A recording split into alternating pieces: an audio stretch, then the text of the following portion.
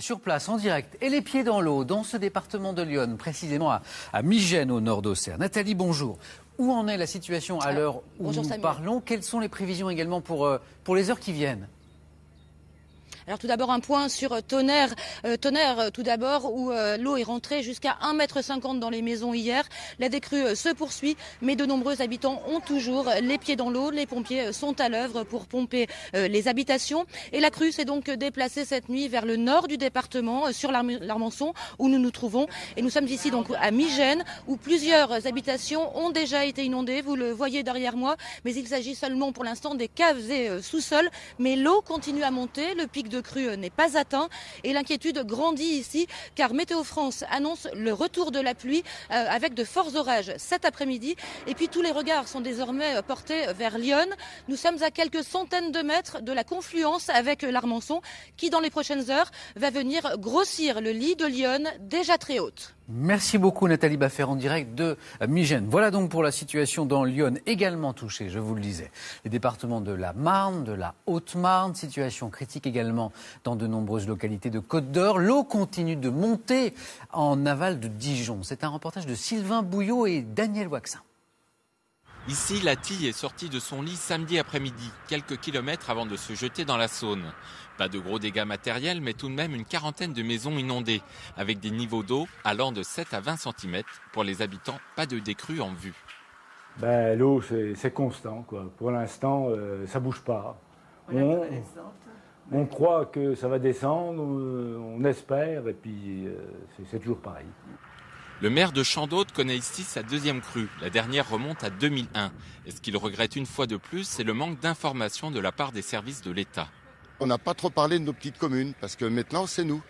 Et quand on a annoncé hier après-midi que la cellule de crise était arrêtée, j'avoue, je ne comprenais pas, moi, parce qu'on était encore dedans, nous. Un peu plus loin, à Tréclin, la situation est légèrement meilleure. Seulement une vingtaine de maisons inondées. Dans tout le secteur, les habitants redoutent les pluies prévues dans les heures qui viennent. Et on va aller un peu plus loin sur ces inondations avec Jean-Christophe Batteria qui nous a rejoint. Jean-Christophe, bonjour. Bonjour. Vous vous êtes intéressé ce midi au dispositif Vigicru, dispositif et un site internet qui permet de prévenir la montée des cours d'eau. Ce site Vigicru qui est réactualisé toutes les 4 à 6 heures permet de suivre en temps réel, zone par zone, l'évolution de la situation et de relayer un éventuel avis d'évacuation lancé depuis une préfecture. Ce midi, les préfectures surveillent particulièrement 4 zones. Vous allez les voir sur la carte.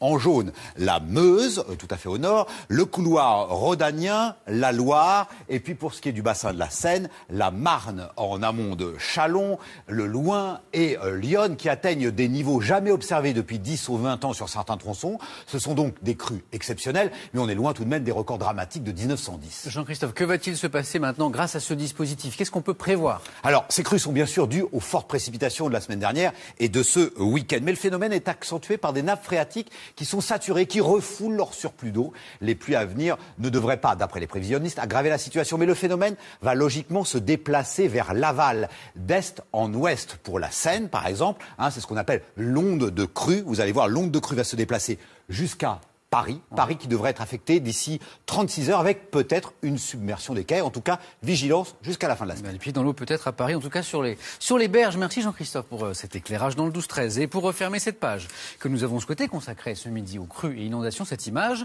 celle des bateaux de croisière et de leurs passagers, souvent des touristes étrangers, en carafe sur le Rhône, ici à Avignon, où 7 navires sont immobilisés et pour cause en raison de la hausse du niveau du Rhône, ils ne passent plus sous les ponts. Pour les équipages et les passagers, il ne reste donc plus qu'à attendre la décrue, bien sûr. L'eau n'en finit pas de monter dans l'Yonne. C'est dans ce département que la situation est la plus critique. Les affluents sont toujours en crue. Conséquence, de nouvelles communes ont les pieds dans l'eau. Hugo Clément et Lou Cricorian. Une maison encerclée par les eaux. La nuit dernière, la rivière la plus proche est sortie de son lit et a envahi ce jardin. Regardez l'eau, on voit bien qu'elle continue de monter, là, elle vient de par là. Même les ânes sont cernés. Ils ne peuvent pas s'enfuir. On avait prévu de les évacuer hier, puis on a été débordés, c'est le cas de le dire. Et ils ont trouvé ce coin-là, donc on les a laissés là. Cette petite ville de Lyon était encore au sec hier soir. Mais la crue a fini par arriver. Ici, L'eau s'est même invitée dans une bonne partie de la maison. Là, vous n'avez pas eu le temps de soulever les meubles? Ah non, je n'avais pas le temps. Après, à 6 h du matin, il commençait à voir, mais l'eau est venue trop vite. Face à la montée des eaux, certains habitants, comme cette femme, décident d'évacuer. De toute façon, ça ne plus rien alors. Vous préférez partir là par sécurité? Bah oui, de toute façon, on ne peut pas sortir de la maison, il y a déjà de l'eau devant. L'eau, elle va encercler tout. Voilà.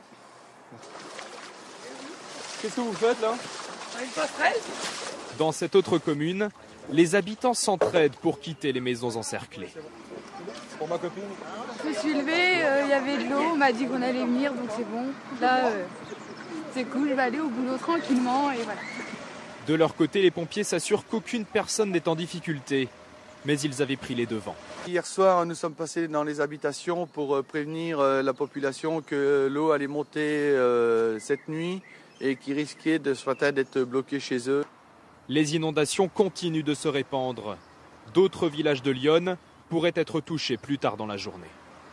Et on retrouve tout de suite Hugo Clément en direct de Migène. La situation s'améliore-t-elle alors qu'il est Hugo ?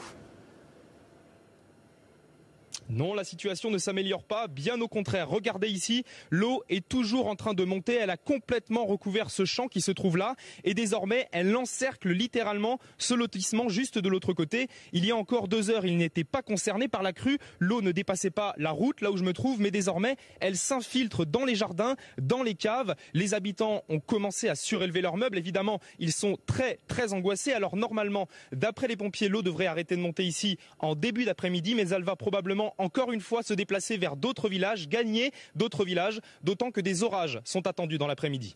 Merci Hugo pour ces dernières précisions. Et puis un autre tronçon est à surveiller également. À Saint-Dizier, le niveau de la Marne continue de monter. Certains quartiers de la ville vont être placés sous surveillance. En Côte d'Or, la décrue se poursuit, mais très lentement. Elle est en effet ralentie par des remontées d'eau des nappes phréatiques.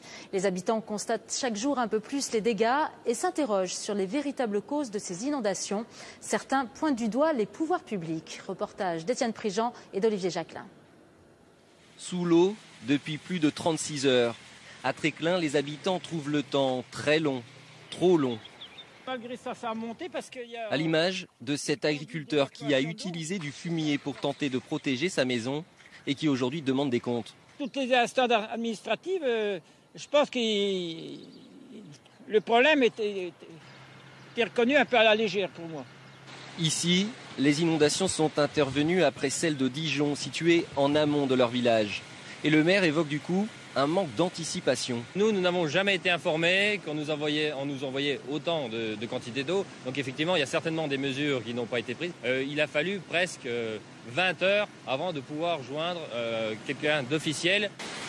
Pas évident non plus de coordonner la gestion des barrages, qui sont parfois privés, comme celui de Champ-Neutre, autre commune inondée. Quand il y a des bois, le bois se met contre le barrage parce qu'ils ne prennent pas le virage et ils se bloquent là. Alors, si vous voulez, après, ça inonde le pays en aval, c'est-à-dire Tréclin. Un problème récurrent. La preuve au niveau de cet autre barrage situé quelques kilomètres en aval. La préfecture, elle explique que le protocole d'urgence a été respecté, mais cette crue historique est donc imprévisible. Étienne Prigent, qu'on retrouve en direct de Champ d'Autre. Bonjour Étienne, pourquoi l'eau met-elle autant de temps à baisser ? Mais écoutez, déjà ici ça va un petit peu mieux, hein. Le niveau a baissé, pour autant, comme vous pouvez le voir, des habitants ont encore les pieds dans l'eau. La première raison, en fait, ce sont les nappes phréatiques qui sont gorgées d'eau, saturées. Et puis, du coup, la décrue, elle, est particulièrement lente, contrairement au débit des cours d'eau qui est très, très rapide, jusqu'à 90 mètres cubes par seconde. Et puis, autre particularité également ici, l'eau a tendance à stagner. Nous sommes dans un terrain plat, nous sommes dans une plaine. Et du coup, l'eau stagne fatalement, ce qui n'aide pas. Et puis, comme vous avez pu le voir dans le reportage aussi tout à l'heure, eh bien, les bois, il y a beaucoup de bois qui a tendance aussi à obstruer les barrages, ce qui n'aide pas. Et du coup, eh bien, comme vous avez pu le voir aussi, les pompiers multiplient les opérations de pompage en espérant que les nappes phréatiques ne fassent pas encore remonter le niveau. Et puis ensuite, pour les habitants qui sont derrière moi, il faudra nettoyer, réparer et évidemment faire appel aux assurances. Merci beaucoup Étienne Prigent. Et Philippe Verdier est avec nous. Bonjour Philippe. Alors ces crues et ces inondations vont-elles durer encore longtemps ?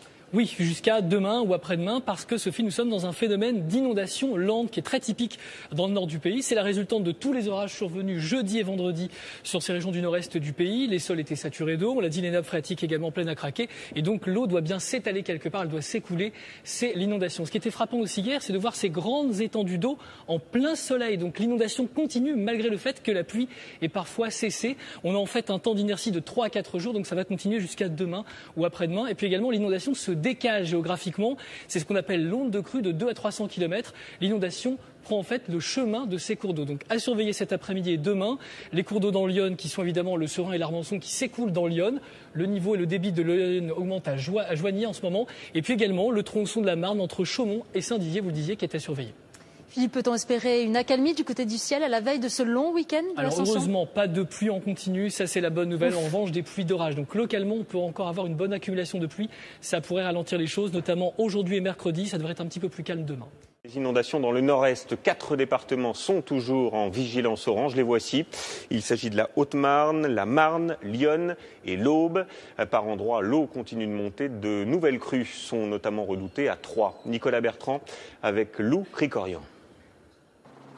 L'eau est montée de tous les côtés, tellement rapidement que ces vaches ont été prises au piège. Il leur reste à peine quelques mètres carrés pour se mettre au sec. Partout dans l'Yonne, on croyait avoir vécu le plus dur ce week-end. Qu'est-ce que vous faites là? Une passerelle. Pourtant, ce matin et toute la journée, l'eau a continué à monter. Traverser la rue devient un défi. Pour ma copine?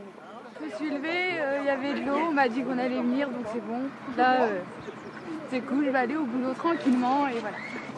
L'Armançon à gauche et le canal de Bourgogne à droite ne forment plus qu'un. Au milieu, fermes et maisons sont prises au piège. Ici aussi, tout est allé très vite. Là, vous n'avez pas eu le temps de soulever les meubles? Ah non, je n'avais pas le temps. Après, à 6 h du matin, il commençait à voir, mais l'eau est venue trop vite. Plus au nord, le supermarché de Bar-sur-Seine n'a pas pu ouvrir. Le parking et le magasin sont inondés, 60 personnes sont au chômage technique. Les secours s'organisent en bateau, moyen de transport le plus efficace aujourd'hui. Car pour tous ceux qui roulent, même les véhicules tout-terrain comme ce quad, il faut rapidement renoncer. Seule solution, attendre que l'eau s'en aille. Et à Bar-sur-Seine, justement, dans l'Aube, le quotidien était compliqué aujourd'hui. 3000 habitants, 1 mètre d'eau dans les rues. Sur place, Sarah Bernuchon avec Benjamin Jeune-Homme. Ce supermarché de Bar-sur-Seine, encerclé par les eaux. Jusqu'à 80 cm dans les rayonnages. Et dans ce magasin de photographie, le gérant découvre l'ampleur des dégâts. Tout est monté cette nuit et on est arrivé ce matin, il y avait presque d'eau. Tout son matériel a pris l'eau. Près de 150 000 € de perdus. C'est la machine qui coûte le plus cher. C'est catastrophique pour nous, quoi. Tout est fichu. La Seine a atteint un niveau historique. Difficile de circuler dans les rues. Des dizaines de maisons sont inondées. Dans ce quartier coupé par les eaux, pour rentrer de l'école, il faut employer les grands moyens. On essaye de rejoindre la maison des enfants. Parce que la maman ne peut pas être toute seule, donc on avance prudemment en tenant compte du courant. Leur maison est totalement cernée. Pour l'instant, pas question de partir, même si la nuit s'annonce compliquée. On essaie de pomper plus vite que l'on arrive. Jusqu'à présent, on y arrive, mais c'est pas sûr que ça puisse continuer. Face à la montée des eaux, d'autres ont choisi d'évacuer par précaution. Oui, moi je m'en vais, oui. Pour le moment, pour la nuit. Parce que ma femme n'est pas rassurée, elle a peur que la maison soit inondée, que soit obligée d'évacuer en pleine nuit. C'est vrai que la montée des eaux, c'est vraiment impressionnant quand même. Et pour ceux qui ont choisi de rester, c'est sur la solidarité qu'il faudra compter.